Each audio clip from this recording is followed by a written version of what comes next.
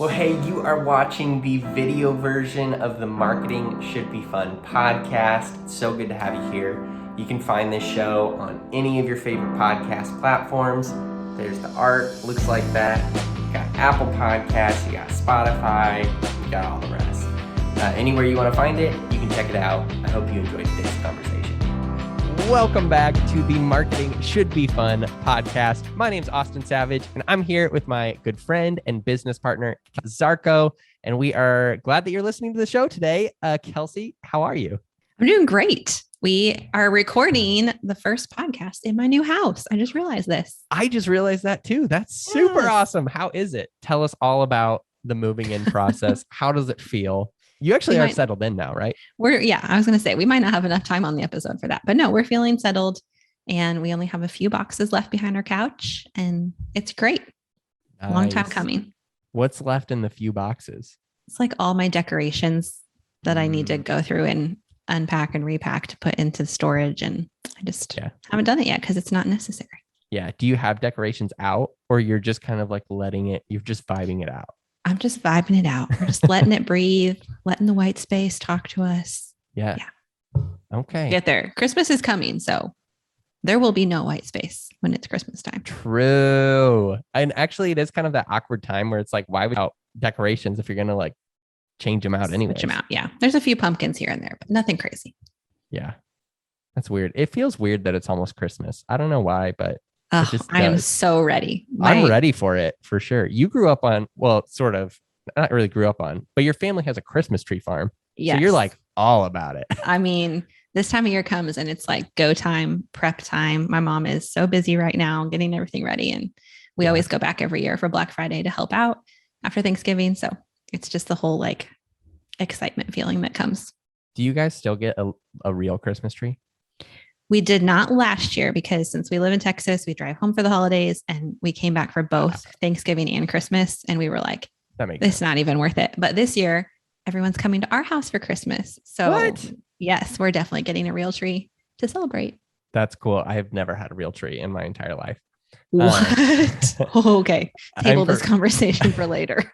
So it's not because I guess I don't really understand it totally. I'm like, why would you put a real tree in your house? But I've heard that it smells nice and like, it feels a little bit more authentic. But my parents said that when we were all kids, they did have a real Christmas tree, but we all had like terrible allergies. Yeah. And so they just like stopped doing it. So I think in my head, I'm just assuming that would happen again. Yeah, that makes sense. Maybe you can just get a real wreath for your door and then you can still participate in the season, but have it outside. I'm sorry that I hurt your soul. It does hurt my soul, but I'll work through it. All right. So to our episode for today, we are I guess we're calling this like a rapid fire Q&A episode. Exactly. If you guys have listened, you guys know that Kelsey and I are terrible at rapid fire anything, but we are going to try to keep it. Don't loop me into this. You're terrible at rapid fire. I guess I am worse, but I feel like we both just have lots to say. I don't know. That's fair. But we kind of compiled just a bunch of questions we are always asked that we're going to go through in today's episode. And then Kelsey, tell us about our this or that segment. How are we structuring that today? We're just going to speed it up a little. And instead of having a big, long conversation defending our platforms and our opinions, we're just going to roll right through it. And you have to say the first thing that comes to your mind when you're given a choice between two things. No explaining, no defending, just the answer. Put your answer out there. Okay. And then at the end, you can explain everything. Exactly. I like it. I'm sure there'll be something we'll talk about. Yeah. But we both came up with 5. So we're just going to go like through the list and just the other person's going to answer. And it's going to be a whole lot of fun and craziness and should be fast. Who knows? We'll see. Whose list should we start with? I think we should put you on the spot and I'll ask you my questions. I hate everything about that, but sounds good. You love to be asked questions. It'll be fun. Okay. Are you ready? Nope. I'm stressed, but I am ready. Rapid fire coming in hot. Here we go. Number 1, Coke or Pepsi? Coke. Oh, you had to say. Number 2, cold or hot weather? I couldn't have said. You paused. That one's hard. Hot. Number 3, Don't overthink this. Just if you have to go through a drive-through, Dunkin' or Starbucks? Starbucks. Number 4, DC or Marvel? Oh. Come on. Well, it depends on if we're talking like storylines or movies. First one that comes, you started to say Marvel. I guess Marvel. Because of the movies recently. It's DC hasn't kept up in the movie scene, but the superheroes they have to work with are so much better than the Marvel ones, but Marvel has just had a better movie run. Okay. We made it to the 4th question before you had to explain. So that was pretty impressive. Last one, country or city? City, I would say. Okay. You made it. Good job. I'm like literally sweating and my heart is beating super. No, I'm just kidding. Okay. Are you ready for yours? Fun. Yeah. Yours were actually really good. So I hope that these are fun. Okay. Passenger or driver? Passenger. Attend a party or host a party? Host. Nice. Red wine or white wine? Red. Really? Yes. Loose guidelines or clear directions? Clear directions. Guacamole or salsa? Guacamole. Those are good. I know you were really good at those. I gave you some, I feel like some softballs, but that's okay. Those were fun. I had another one that I was really excited to ask you, but then I was like, oh wait, this is one we could argue about. So I'm going to wait. Keep it for another episode. So the hosting the party one was a little stressful for a minute, but was it? So I think it was good.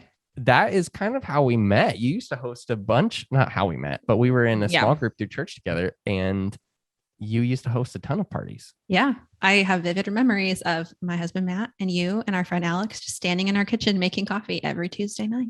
Those were the days. I remember. My goodness. Okay. We should probably talk about marketing. Oh man. I love it. To recap, we do have questions that we are frequently asked, also known as frequently asked questions, that we are going to kind of go through. And some of these were sent in. Some of these were ones that we just hear a lot as we're talking to people. And so we are going to try to just kind of work through them. And we're not going to give, this obviously isn't a full episode on each question. So we're just going to kind of give our immediate responses and then move on through. Yeah. All right. Let's start with a good one. Austin, is quality or quantity more important for what you post online? Ooh, great question. Just a nice, easy one to start us off. Yeah, super easy. Okay, so where my brain goes when I hear that, often it feels so weird to come off like talking about just random stuff to try and be serious. When I'm talking to people, it's very common for me to hear people kind of pride themselves and being like, well, quality over quantity. Like we really want to be intentional about our content and all of that stuff. And it sounds super good. But I think that is kind of an overused, or like, it's really not that helpful of a perspective. I don't think that one necessarily is more important than the other, but I feel like it's just kind of them meeting in the middle. Like, it's like, if quality is over here on one side, quantity is over here on one side, it's like, let's bring those together and just be in the middle. Because like we've talked about on the podcast before, what people usually mean by quality is like the quality of presentation, like we're making it look good. But what we mean when we talk about quality content is that like what's contained in it is valuable and helpful and meaningful. And so it doesn't matter if the video is a lower quality, but it's still helpful. But it does matter if you're waiting until you can create this really great video, and then you're not putting out content, and so you're not being consistent, so that the quantity is super low. So it's like, be consistent, don't be too crazy about quality, and meet those two in the middle. That is my perspective. Yeah, I think that was very succinctly put. I think it's easy to get stuck in either end of those. Totally. On either end of on that end of the spectrum. I'm going to have my words for this episode. By the end, we'll get them. Yep. Kelsey, ready for the next one? I am. Should I make a separate social account for my business? I love this question. I get it all the time. Too. We do hear this a lot. Yeah. I think it's probably very similar to the answer you gave before. There's kind of like a both and to it. Yeah. I think if you, from my background, a lot of you know, I started my business as a personal brand. So I was kind of sharing about my life and things we were using. And that is how I started to grow my first business. So if you're a person doing that, where like you are the brand, I don't think you should have a separate account. If you're selling, something that you're distributing or makeup or oils or whatever it is, I think you meld that together. People don't buy what you sell, they're buying you. Yeah. And so they want to connect with you and grow that trust. However, if it's a completely different company, we have clients who are running organizations and non-for-profits and whatever. They obviously need a separate account, but on that vein, it's important to still show your face and show your personality and be present on your account. They don't have to be like this dynamic personal account and then this cold, sterile brand page. There should be life and connection on both of them. Yeah, I love it. I think taking it one layer deeper too, oftentimes we hear like people who might have a separate page or something, and they feel like they have to create separate social accounts for every like initiative or like thing that the business does or that they do. People expect your account to be a lot more fluid than maybe you feel like it should be. Like people aren't going to get frustrated when you're talking about, 5 or 6 different things on the same account. It's interesting to people because you're showing them like different aspects of you or of your business. So I think it's helpful, but we also have a YouTube video about this and I will throw it in the description for this video. All right. These are like Good rapid job. Fire for real. Ready for number 3? I am ready. Okay. Another super easy question. How do you start a podcast, Austin? It is funny. We hear that a lot though. I feel like it's people just don't start podcasts because they're like, it just seems very daunting. Yeah. And I think I have a lot of conversations with people who are just like, give us the rundown. Like we'll often do just like kind of one coaching call with people where we're just like giving them the rundown. And I don't really want to do that today. Like there is some technical stuff that you should know. Like you need to have a podcast host. We recommend Buzzsprout. There's a super quick tip for you. And you know what? In the description of this, we will also include a link to Buzzsprout as well. It's a little affiliate link. If you go through, I think you get like a $25 Amazon gift card. We get a $25 Amazon gift card. So go start a podcast, get 25 bucks. There you go.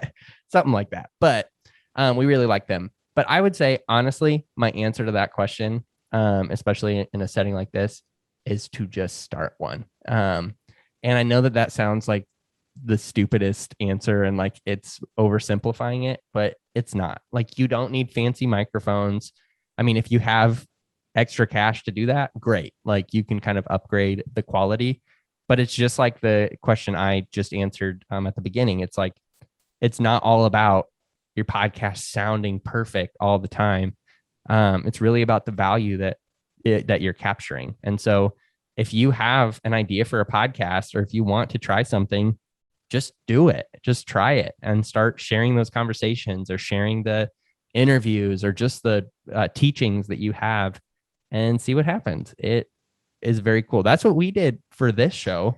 We didn't we didn't go through this complicated like promotions process and like think through, we want to announce it 3 months before and start building all this intrigue. We were just like, let's just launch a podcast. And you know what? It's growing at its pace and it's doing what we want it to do. And we're just trying to stay consistent with it. And that is the game that you want to play. So that would be my answer to that one. Is that fair? Yeah, I was actually going to agree with you. This was my first podcast I've obviously ever been on. And it was way less complicated than I would have thought it was. You really do just kind of start talking. I think people let themselves get afraid or intimidated by what it needs to look like. It doesn't have to look like anybody else's. I listen to podcasts that are 5 minutes long and an hour and a half. Like there's just so much variety that you can capture. So run with it. Yeah. I listen to podcasts that are 3+ hours long. Like it's literally, you can do whatever you want. It's true. All right, Kelsey, social media master. We got some more social for you. Are Reels the only way to grow on Instagram right now? Wonderful question. Very timely. Reels are definitely like so popular right now. They are not the only way to grow on Instagram. They are a really great way to grow. So I do think it's important to try new things, push yourself. Don't let yourself get in that mindset of, I'm not going to worry about it. It's just this new thing. I'm going to, not try to grow or stretch. It's good to push yourself and try new things. And they are an excellent way to grow. but they are not the only way to grow. And it's still coming back to what we say all the time, that you need consistent content. What can you do that's going to keep you consistent? Yeah. It's probably not very likely that you're going to be able to do a reel every day. That's just not very realistic if creating content is not your full-time job. Yeah. Oh. You got it. But sorry. This is where we are today, guys. I mean, even my job is literally to create content, and I can't create a reel per day. Yeah. So find a way that you can balance in the middle and still try them out and see what they can do for you, but also do things that are posts and photos and carousels and all of that are still excellent ways that people are sharing content on social. So don't be afraid to try it. Don't get locked into it either. I love it. We have an interview coming up on the podcast soon. I think it's going to be the next episode, but don't want to promise that just in case it isn't. But I was recently talking with our guest for that episode, and she hates some of the I guess it's culture that's being created around 30 reels in 30 days or something like that. And it's just it puts this pressure on people that is so not necessary. I mean, we have clients who have very large social accounts, and we have never posted a reel for them yet. The goal is to move there. And then we also have clients that are growing very, very fast. And some that's on the back of a lot of reels and things like that, because it's expanding their reach. And so it is not the only way to grow, but it is definitely a part of that conversation for sure. Yeah. Moving right along. Moving on. You're getting some good ones here. Okay. So somebody asks, I don't have time to create content. I wish I did though. How do you know when to start? When I think of this question, I think of more complicated than even social posts, people who don't want to be they don't feel like they can implement a blog on their site or, start doing a podcast or anything like that because it takes too much time. And it could be social too. It's just I just don't have time to even think about it. From my perspective, and you might be able to add to this, Kelsey, too, from yours, but I feel often the reason we feel we don't have enough time is because we're looking at it through the wrong lens. We're looking at it through that quality lens. You're I want it, I want it to look this specific way and kind of do all of these different things. I also want to be able to share all the details of my product and all of this. And that is just that's not what people are looking for anyways. And so there's no reason to kind of carry that lens into this conversation at all. I think it's a lot more, if you can give yourself the space to be a lot more organic with what you're sharing online, I think it becomes more fun and it kind of connects a little bit better anyways. The best place to start, I think, is just trying to incorporate it into your rhythm. You're not trying to take I need social media time here. It's getting into the space of I'm in a meeting. I should, post a picture real quick and just tell people I'm in a meeting about something cool.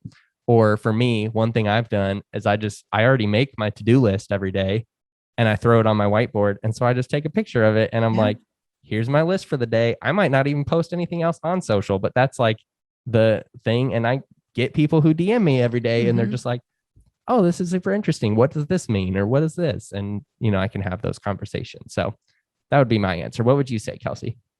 Yeah. My answer might be opposite of yours, but I think it'll work for people who have different personalities. Yeah. I think if you are trying to come at this, that was an excellent, theoretical answer of how to approach it and think of it. I totally agree. Yeah. If you're somebody who's literally trying to look at your calendar and be I don't know when to do it, totally. Then I would say, yes, make yourself a social media block. And you would be surprised how quickly you can come up with 10 ideas, bust them out. And then it's very hard to sit down and write a post, in the moment to post on social media if you are somebody who needs the time to think about it. Yeah. Some of us work really well down to the wire and can just rattle it off and post. And some of us do better. Wasn't going to name any names. And some of us do better with a little bit more of a structured plan. So pick which one you are. But if you're looking for actual calendar time, batch work is my fave. Totally. And to add one more thing, I know this is kind of not what we're trying to do, but it also is just a perspective thing. If you're not valuing it in the first place, you're not going to find time for it. So you're going to you are filling your time with things already. I mean, from our perspective, content is literally It is the long-term health of your business. That's why we started, like, it's a big reason we started this podcast is just to make sure that like our brand is connecting with people for years to come.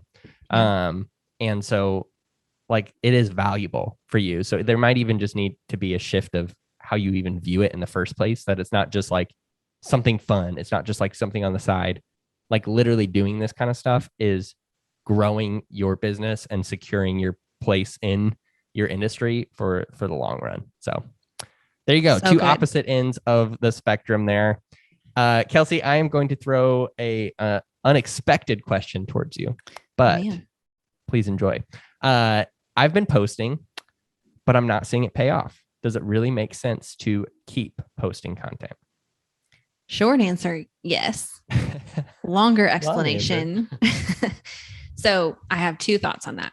Number one is that, yes, it definitely matters. You are adding value and putting yourself into people's minds and feeds and awareness.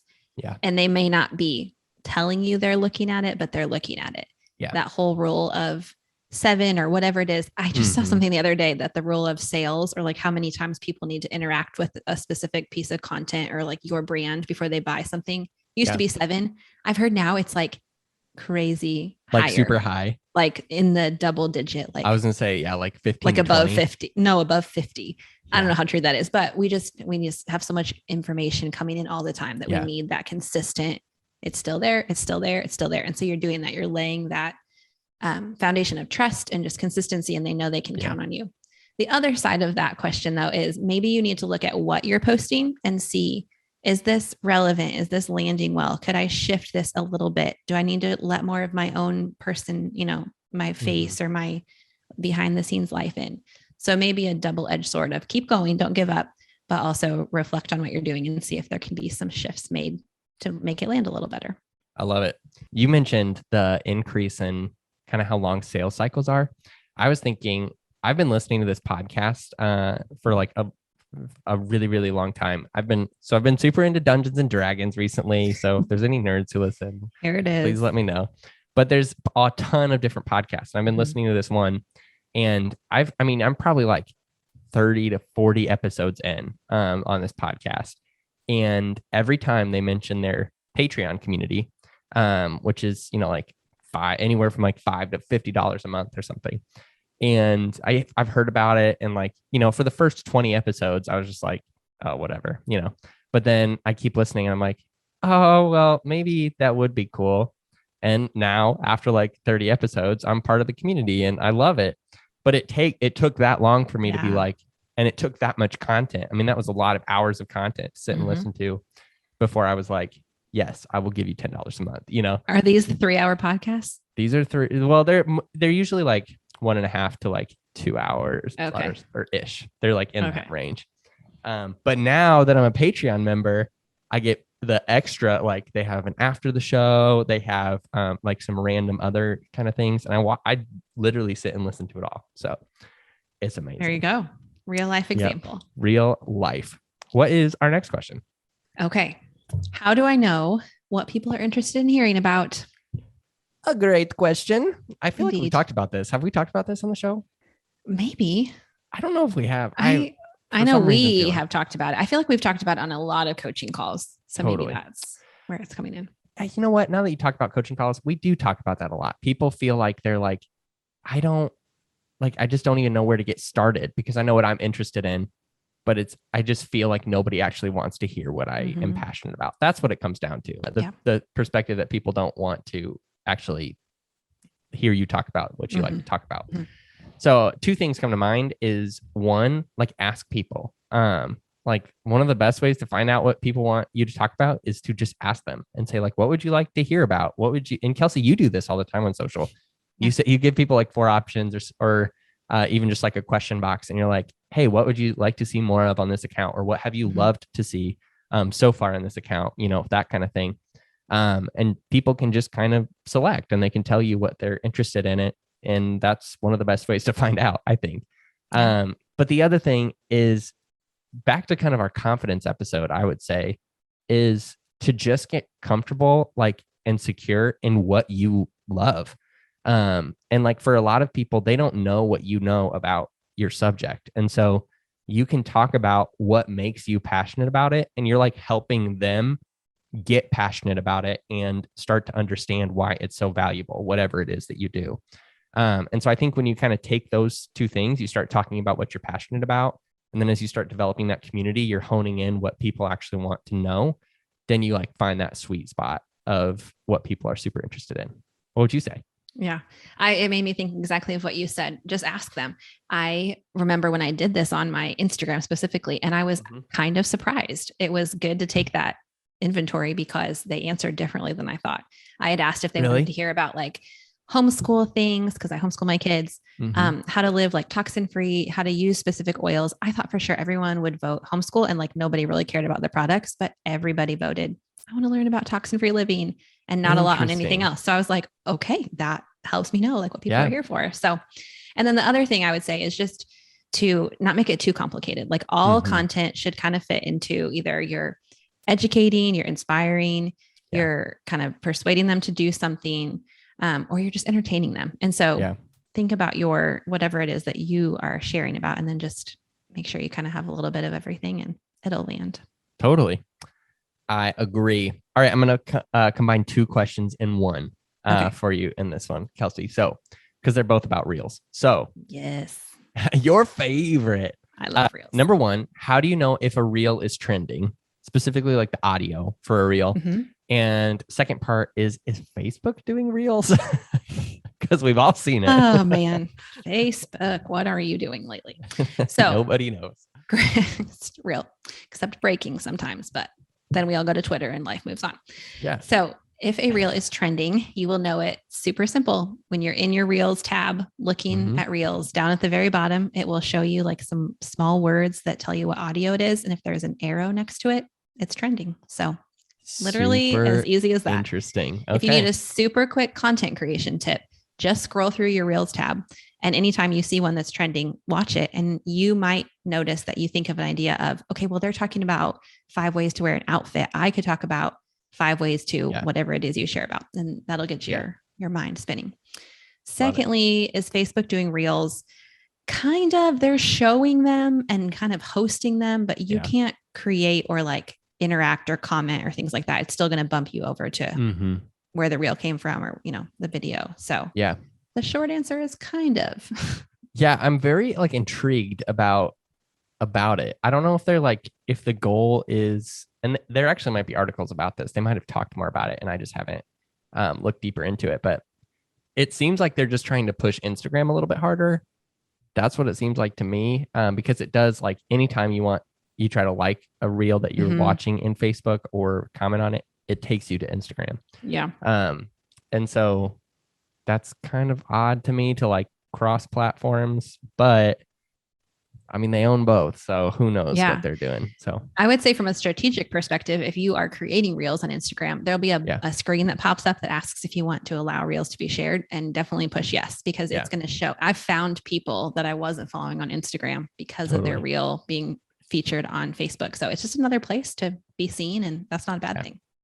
I agree. All right. What is our next one? Okay. Got to keep up with my list here. I know. I'm like losing my spot. All right. So this is a great question. We've kind of touched all around it, but where do you go for inspiration? I feel like I'm out of ideas. Oh, man. Depends on the season. We just gave you an idea for reels, so that one's covered. Go to the reels tab, scroll. True. That actually is like super helpful, especially if you're creating that type of content. Like 100%, like consume other content for ideas. I feel like my answers are like weirdly theoretical today, and I hate that. But it also is just like how I view it. So that's a good thing. It's a mindset thing. You give the practical one, I will give the non-practical one. Deal. To me, it's taking off the pressure of feeling like you have to have some great idea for a piece of content. I know like Gary V talks a lot about documenting rather than like always creating. And I feel like when you're out of ideas, it's an opportunity to document rather than like pressure yourself to create. So rather than being like, I don't know what, like I could do 5 things about whatever. I feel like I've done everything. Give yourself space to kind of like get inspired again and create something that you like. But in the meantime, just like capture your day and be like, hey, I just got out of a meeting and we talked about this. Here's like a quick thing that I thought about, or, sharing your to-do list, or just kind of like sharing something about your process for whatever you do, or kind of a behind the scenes sort of look.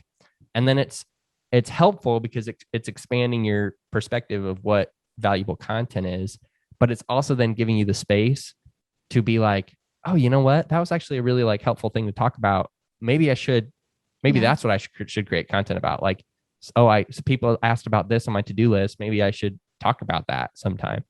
That would be my answer. What would your practical answer be, Kelsey? No, that was great. I loved that. I have three tips. The first one is, if you are not taking a break from your phone and your website and your blog and your email, you need to.